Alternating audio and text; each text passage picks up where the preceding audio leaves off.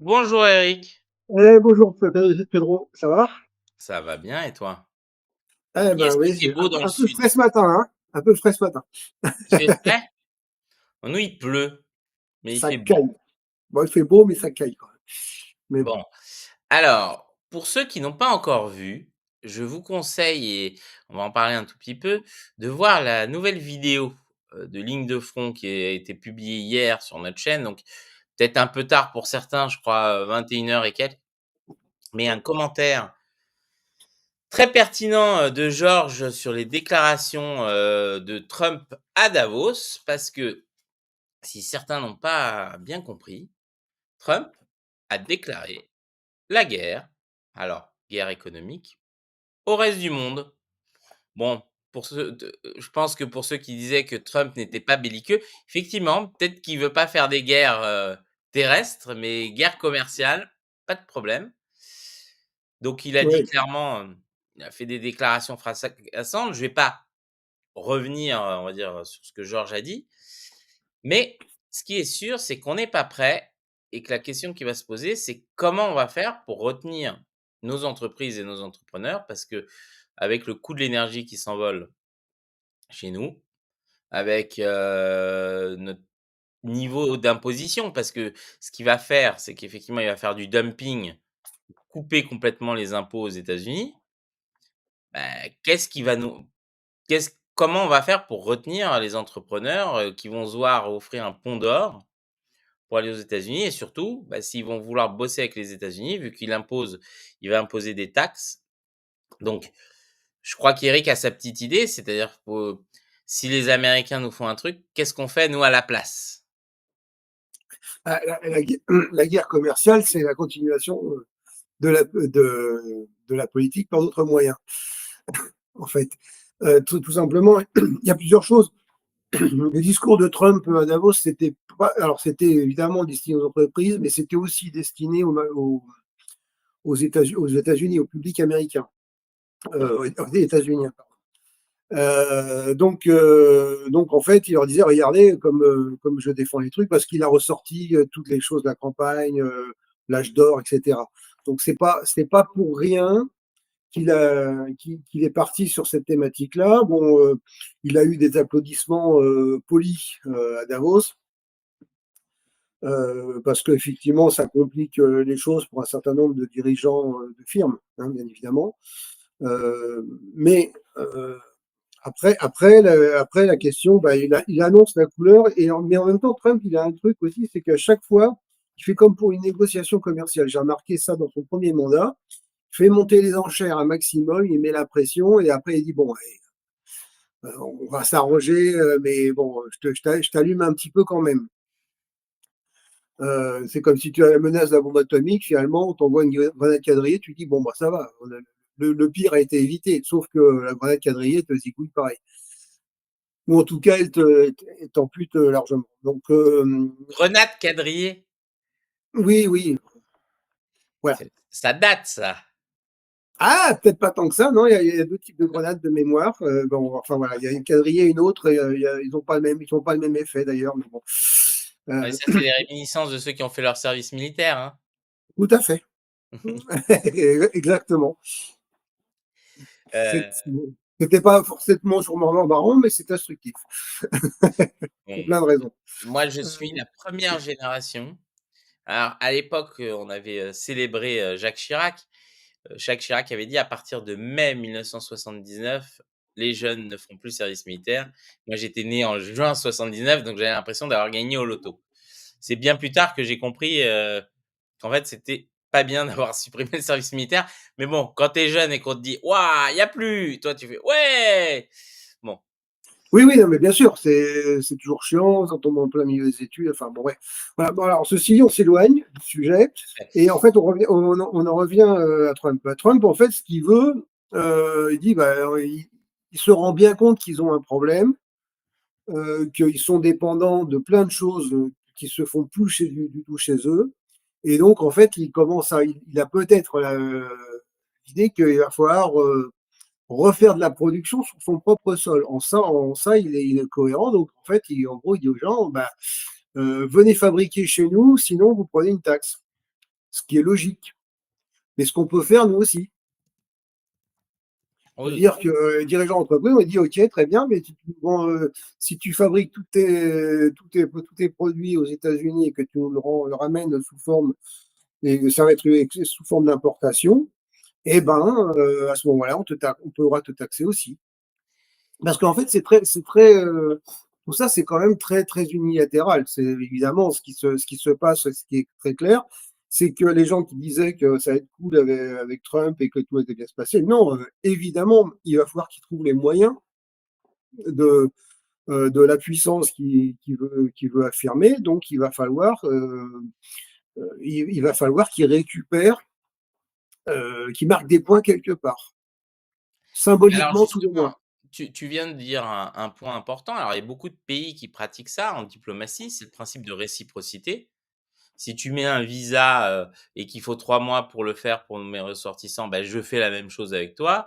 S'il faut, telle règle que tu appliques, moi aussi j'appliquerai telle règle. Si tu appliques telle taxe à mes entreprises, j'applique telle taxe à ces entreprises. Le Brésil, par exemple, applique ce principe de réciprocité. Oui, c'est ce qui est un peu logique, hein. Tout à fait. Nous, on le fait pas, surtout Alors avec les après, il y aura Américains. Ouais, après, il y aura un principe en matière d'importation, de taxation, etc. C'est qu'il serait un principe comment dire, de subsidiarité. C'est-à-dire, ce qu'on produit, on n'a pas, ben, on peut mettre des droits de douane parce qu'on le produit déjà. Bon, alors à qualité égale, etc., etc. On est d'accord. Donc, et puis, ben, ce dont on a besoin, ben, on va pas le taxer parce que ça va renforcer le coût sur le marché. Et le problème des États-Unis, c'est que, par exemple, je crois, je sais plus qui c'est qui l'avait souligné, je crois que c'était peut-être Jacques Sapir dans une interview. Euh, il- En fait, les États-Unis, par exemple, les chaussures, ils ont plus rien qui se fabrique chez eux. Donc, à un moment donné, ils Oui, vont mais le mettre des travail droits de des douane, enfants est sauf interdit c'est aux le États-Unis. consommateur qui va le payer, quoi, aux États-Unis. Donc, à un moment donné, il y aura un effet, il y aura un backlash. Donc, du coup, pour éviter cet effet-là, parce que Trump n'est pas si idiot qu'on le croit, hein, c'est pas un mec sympa, mais il n'est pas idiot pour autant. Donc, il se dit que quelque part, il faut qu'il trouve les moyens de réintroduire une production nationale de produits de première nécessité.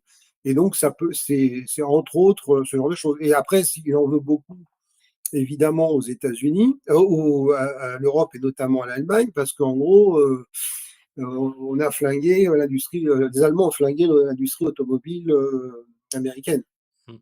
Mais alors justement, tu vois, Donc, heu, du coup, ils essayent de avec récupérer, et notamment, c'est une production importante. Alors, nous, on est en situation où on se demande si on va garder une production automobile chez nous. Euh, Trump, il se dit que quand même, il faudrait peut-être faire quelque chose, surtout qu'il y a un symbolique de la bagnole aux États-Unis qui est sans commune mesure avec celui déjà très important de la France. alors Eric, justement, tu parles de la voiture, tu vois? On vient d'imposer des taxes de douane très élevées pour les Chinois.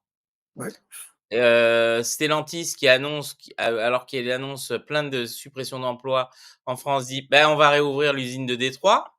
Tiens, ouais. est-ce que, on ne devrait pas faire comme avec les Chinois? Bah, taxer, à mort les bagnoles Bah, américaines, ça ferait plaisir à bah, Musk. non, mais après, c'est le même principe. C'est-à-dire, en gros, il y a un principe de réciprocité. C'est-à-dire que les accords, il y a des accords bilatéraux qui se font, ou même l'organisation du commerce. L'idée, c'était qu'on ne soit pas sur des droits de douane anarchiques dans tous les coins et qu'on fluidifie le marché mondial. C'était ça l'idée. À partir du moment où les partenaires ne le respectent pas sur des produits sur lesquels il n'y a pas, sur lesquels on peut pas appliquer on peut appliquer le principe de subsidiarité, Mmh. bah, il n'y a pas de raison de se priver. Bon, alors après, évidemment, la grosse menace pèsera sur le Bordeaux, le Cognac et le Roquefort aux États-Unis, qui prendront des taxes maximum, mais ça fait partie de la panoplie états-unienne. Systématiquement, quand il y a un problème avec la France, qu'on ne veut pas aller faire la guerre en Irak ou un truc comme ça, d'un seul coup, on se fait allumer. On Alors se fait allumer sur franchement, les droits de douane, sur des productions emblématiques. Voilà. comme sur les taxes hier, sur le caviar ou la vodka de luxe qui veut imposer, aux Russes, je crois pas que ceux qui achètent ce type de truc en aient quelque chose à foutre que ça monte de 50. Tu vois? Non, C'est non, mais oui, non, mais tout à fait. C'est c'est c'est un le même public, sujet, de hein. toute façon, on regarde pas les étiquettes ni les prix, donc tu vois? Ça me fait toujours rire le caviar, si tu veux, quand les gens disent: «On va imposer des taxes sur le caviar», le peuple ne peut pas se payer du caviar. Ceux qui peuvent se Oui, payer, le peuple, ça l'embête pas. voilà, Voilà. Après, exactement. c'est plus embêtant si tu mets des taxes sur les chaussures, sur l'habillement, sur la Bien. nourriture. Là, c'est un autre sujet. Mais alors justement, dans cette guerre communicationnelle, alors il y a eu une annonce, hier, de Trump qui veut déclassifier, alors, ça m'a fait beaucoup rire. Donc il y a des théories du complot depuis, allez, maintenant presque plus de 70 ans, sur l'assassinat, de JFK, de Martin Luther King et du frère de JFK, Robert, Fitzgerald Kennedy. Bon, d'un seul coup, il envoie cet os, en pâture. Alors, on sait, selon les archives nationales américaines, que déjà 99 des archives ont été déclassifiées et qu'en gros, ce qui reste, c'est le nom de certains indices du FBI et cetera. Donc il y Oui, a pas bon, grand-chose, en fait, en vrai. non, non, Heu, mais bon, en fait, le mystère, enfin, ça, c'est le problème de toutes les questions, de toutes les thèses complotistes, plus ou moins. On a été nourri par des tas de films où tu avais des mecs en cagoule qui se réunissaient dans un sous-sol avec un rituel, etc. Donc, du coup, c'est bien, bon, on continue les films dans la réalité, c'est cool, c'est sympa, ça enchante le quotidien. Et puis après, c'est tellement de toute façon plus marrant d'avoir une thèse compliquée, quoi. Enfin, c'est pas forcément, enfin, qui est pas forcément compliquée, mais qui donne une explication. C'est un peu tordu et du coup, on a l'air intelligent parce qu'on décrypte le complot. Mais ça, c'est un mécanisme normal. Tout le monde peut être tenté comment dire, d'appliquer, dans des tas de situations. La pandémie, c'était l'occasion, par exemple, parfaite pour ça, parce que les gens étaient confrontés avec un risque plus ou moins mortel. Donc, on avait eu toute la panoplie qui se déroulait. Pour Kennedy, c'est bien. En fait, c'est exactement la même chose. C'est le président d'un pays, d'un grand pays, d'un pays qui est leader à l'époque, qui se fait assassiner. Donc déjà, c'est pas si courant. Nous, on a eu le cas en France, mais c'est il y a longtemps. Donc du coup, ça frappe les imaginaires. Donc il y a forcément une raison derrière. Alors, est-ce que le type est déséquilibré ou est-ce qu'il y a quelqu'un qui a des intérêts à défendre qui sont pas forcément, des intérêts mmh. très reluisants, ou Kennedy peut-être a eu des accords avec certains avant d'arriver au Alors, pouvoir et qu'il n'a pas respecté les accords. Enfin, il peut y avoir des choses comme ça. moi, j'ai une autre théorie, c'est que vu que Henry Kissinger est mort, maintenant, il y a plein de choses qu'on peut révéler qu'on ne pouvait pas tant qu'il était vivant. Et comme il a mis très longtemps à mourir, si tu veux, ça a posé problème, on voulait pas le fâcher, Trump étant un grand admirateur de Kissinger. Plus sérieusement, alors Ouais, mais Hipatidi, les indices de l'époque, déjà, ils sont peut-être morts maintenant, la plupart. oui, Donc oui, ça tout se à trouve, fait. Non, mais c'est toujours une bonne condition. Et puis, bon, ça va, quoi. C'est que ça, c'est aussi la communication de Trump. Avec moi, il y a des choses qui changent. tout à Donc fait, je ça, pense ça que coûte pas c'est cher aussi de faire quelque chose qui change parce que ça change pas la vie des gens, malheureusement. entre nous, je Et pense les que gens sont contents. c'est une espèce de moyen pour lui, à bas coût, de faire semblant d'attaquer ce qu'il, a théorisé comme l'état profond, qui en fait, Ouais, aujourd'hui d'ailleurs, il y a eu un gros changement de sémantique. Il faut savoir que dans le premier mandat Trump, l'état profond, c'était des groupes un peu inconnus, on ne sait pas si c'était des francs-maçons, des des groupes secrets qui se réunissaient, qui décidaient tout. ouais, Depuis la deuxième campagne, d'un seul coup, qui sont devenus l'État profond? C'est plus devenu des groupes secrets, c'est devenu les fonctionnaires qui appliquent ouais. les règles de l'État fédéral. Donc d'un seul coup, l'État profond, c'est juste l'État. Il est pas profond du tout et donc très Oui, attaqué alors qu'en d'ailleurs fait, c'est un par, complexe. mmh, C'est un complexe, c'est une combinaison, comme toujours, état profond. On parle, enfin, je sais pas, on peut parler du ministère des Finances, le directeur général des finances publiques sous Hollande. Il est parti après pantoufler dans un groupe d'investisseurs chinois. avec un carnet le carnet d'adresses qui va bien et cetera et puis aussi surtout bon et ben, en fait, voilà, l'État profond, c'est ça, c'est un haut fonctionnaire qui de toute façon, ménage les intérêts parce que ça va lui servir dans la vie d'après et Mmh. aux États-Unis, c'est encore plus important parce qu'il y a le système des dépouilles qui fait qu'on n'a pas une fonction publique ou une haute fonction publique qui reste sur place, bon, qui est tenue, donc un certain nombre de respect, et on vire tout le monde et on recommence. Donc les gars, ils passent structurellement leur temps à passer du privé au public directement, tout le temps, tout le temps, tout le temps. Mmh. Donc forcément, bah, ils se ménagent les intérêts et puis bah, il y a une porosité qui se fait entre le monde des affaires et le monde de l'administration, en tout cas de la haute administration, parce que le fonctionnaire au guichet, non, c'est pas son truc. Qui fait que bah, du coup, c'est ça l'état profond, c'est peut-être des choses comme ça. Oui, oui, mais tout à fait, mais pour moi, ce qui était important dans ce changement de sémantique, c'est que ça a justifié la sémantique de Musk de virer du fonctionnaire, en fait.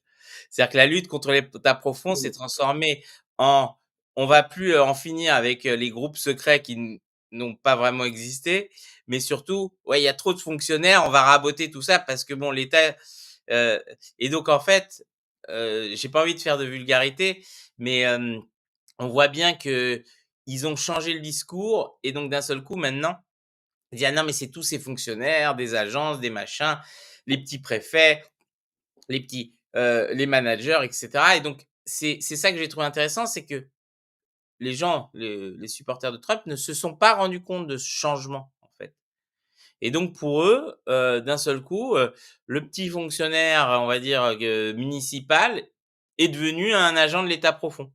Alors Ouais. qu'à la base, c'était censé être des mecs avec, des cagoules, qui se réunissaient dans des caves pour, vendre des enfants autour de pizzas, tu vois? C'est-à-dire que tu as quand même un basculement et ils ont banalisé, «dédiabolisé» entre guillemets, l'état Ouais. profond en transformant les comment ça s'appelle? Tous les fonctionnaires Ouais, en ouais, agents de l'état profond, tu vois? Donc ouais, c'est ouais. mais ça va avec leur logique libertarienne. Oui, non, mais c'est la logique, c'est ça, c'est que le fonctionnaire, de toute façon, c'est un mec qu'on paye alors qu'on pourrait s'en passer. Alors ça, c'est une réflexion quand tu as les moyens de te payer ta sécurité, ton taux libre, ton taux libre, ton infirmière privée à domicile, et cetera. C'est pas forcément le cas pour la plupart des gens du peuple, hein. C'est toujours le même principe. Bon, après, moi, je suis pas sûr qu'on va savoir vraiment par qui il a été assassiné. Je voyais le message d'Anne-Marie Bérard. Je pense que ça va rien faire. Il y a un effet d'annonce et c'est comme le macronisme. On a des effets d'annonce, on n'a pas forcément des choses grandioses qui sortent derrière. Donc, c'est un peu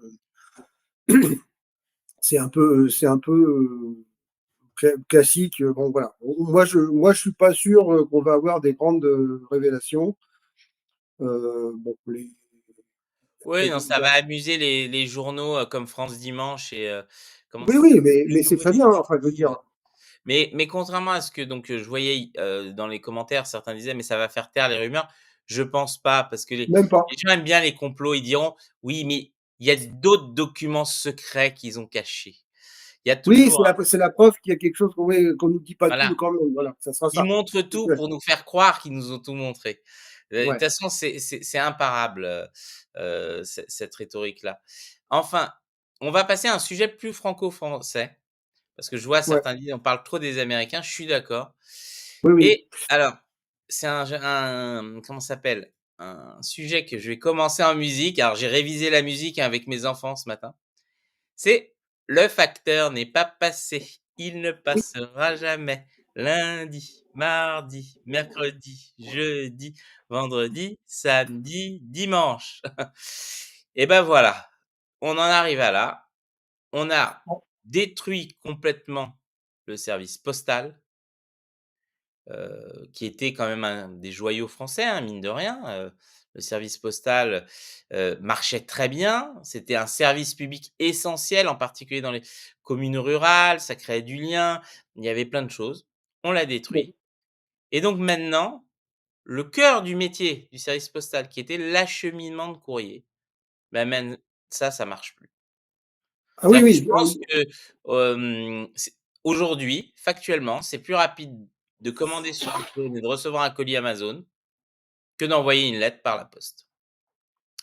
Donc qu'est-ce que tu en penses, comment ça s'appelle? Eric, de cette Bon, question? alors moi, j'ai plusieurs choses. Moi, je me rappelle quand j'étais môme, alors ça remonte à longtemps, mais globalement, on avait des fois des distributions le matin et l'après-midi. Bon, ça n'a pas duré longtemps.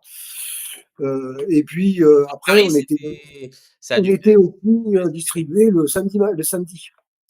Bon, ça fait là, à l'heure actuelle, sur ma commune, je me rends compte que le mercredi, on n'a jamais de courrier, parce que je pense que le mercredi, c'est la distribution des prospectus par la poste.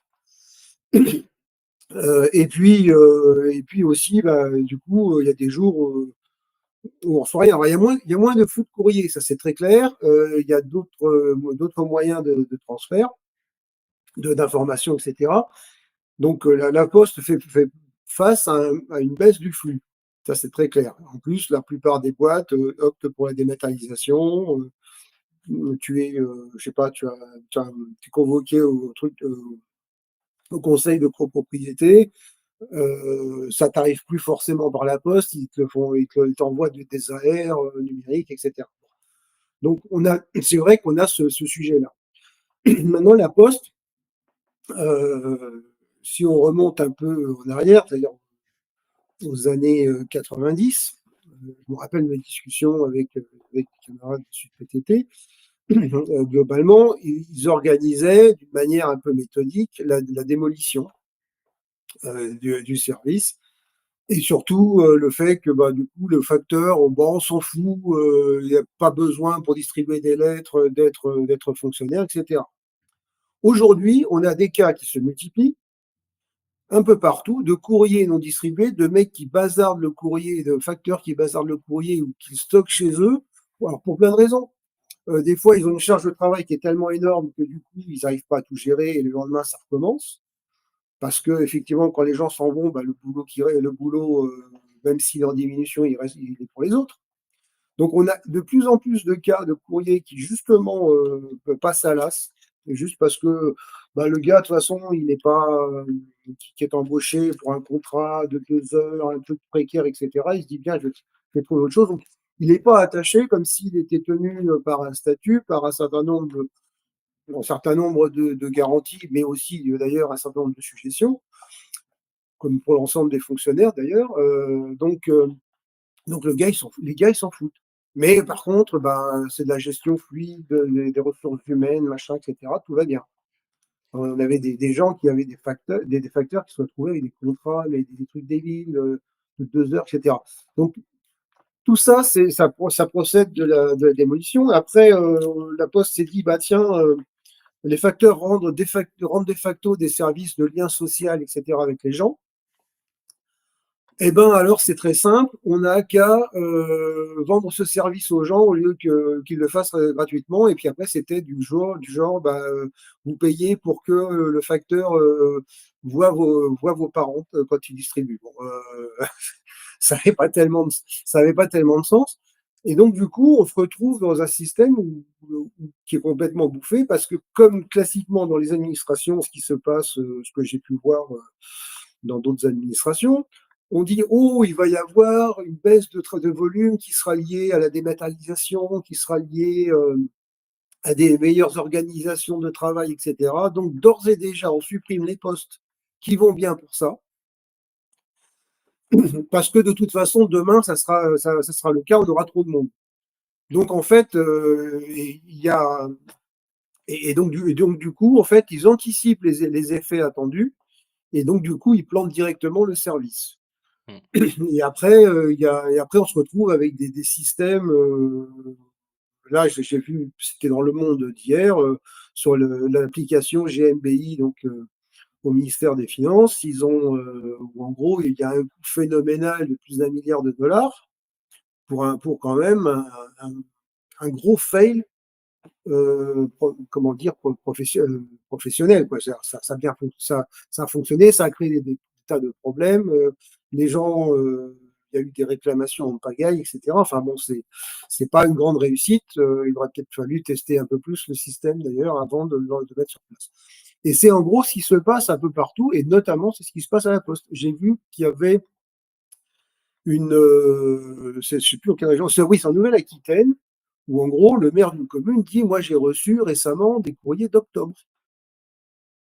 Il y a 3 mois de retard sur ma commune, de distribution sur ma commune, avec tous les problèmes que ça peut engendrer. Quand tu as Mmh. une lettre de rappel ou une facture qui n'est pas payée, ça peut avoir des effets importants. Donc on a un vrai sujet sur l'abandon de la notion de service public, sur le côté, on fait une gestion managériale à la mort moelleux, on va se le dire comme ça, où ben, on anticipe des suppressions. Alors, le type qui pond ces trucs-là, c'est bon pour sa carrière. C'est le mec qui a amené un truc nouveau, donc il fait sa carrière. Quand les problèmes arrivent, il s'est déjà placé ailleurs ou plus haut. Donc, du coup, tout va bien pour lui. Alors Sauf Eric, que les, juste sauf que les agents de base, ben, Eric, ils sont au est-ce que charbon. tu peux expliquer c'est quoi ce truc des impôts que tu as évoqué? Parce que certains aimeraient en savoir plus. C'est quoi ce J'avais scandale? évoqué une fois que j'étais passé, c'était en fait GMBI, c'était gérer mes biens immobiliers.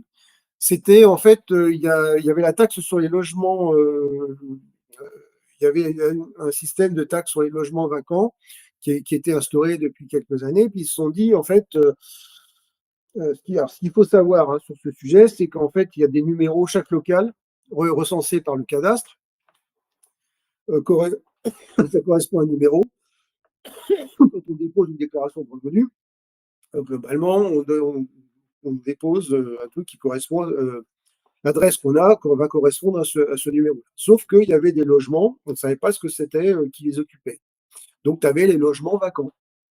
Et en fait, effectivement, quand il y a un problème de marché immobilier, ben, en fait, on se dit, ben, il y a trop de logements qui ne sont pas inoccupés et les gens ne trouvent pas à se loger, donc il faudrait aider, il faudrait faire un phénomène un peu dissuasif pour que les gens ne gardent pas les logements vacants, et donc on fait une taxe dessus. Et alors, évidemment, quand ça ne matche pas entre là où tu déclares et les logements que tu possèdes, on peut présumer que c'est vacant. Surtout si ce logement n'est pas attribué à quelqu'un qui serait, par exemple, locataire. Donc, c'était un système pour pouvoir voir comment on appliquait ces trucs.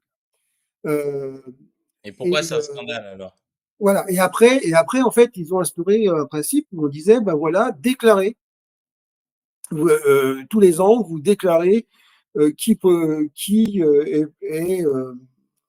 habite dans les locaux où vous êtes. Comme ça permet de voir, les gens qui éventuellement, des éventuels locataires, des éventuels locataires qui auraient oublié de déclarer. Bon, j'ai connu des gens qui étaient restés hors du système pendant assez longtemps.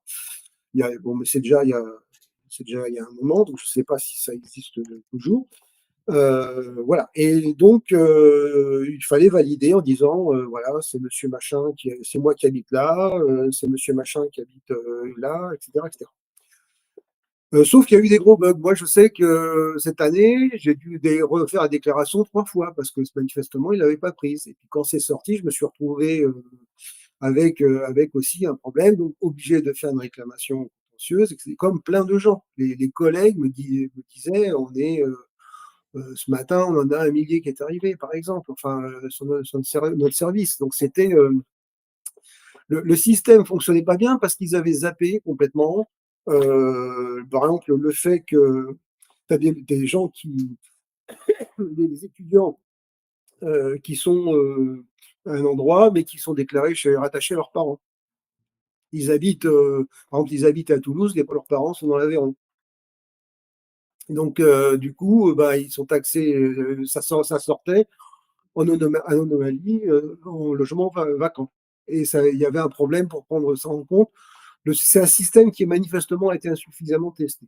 Donc du coup, derrière, c'est Et qui a coûté très cher à centaines mettre en place. d'heures de travail de perdu. Oui, je Donc comprends.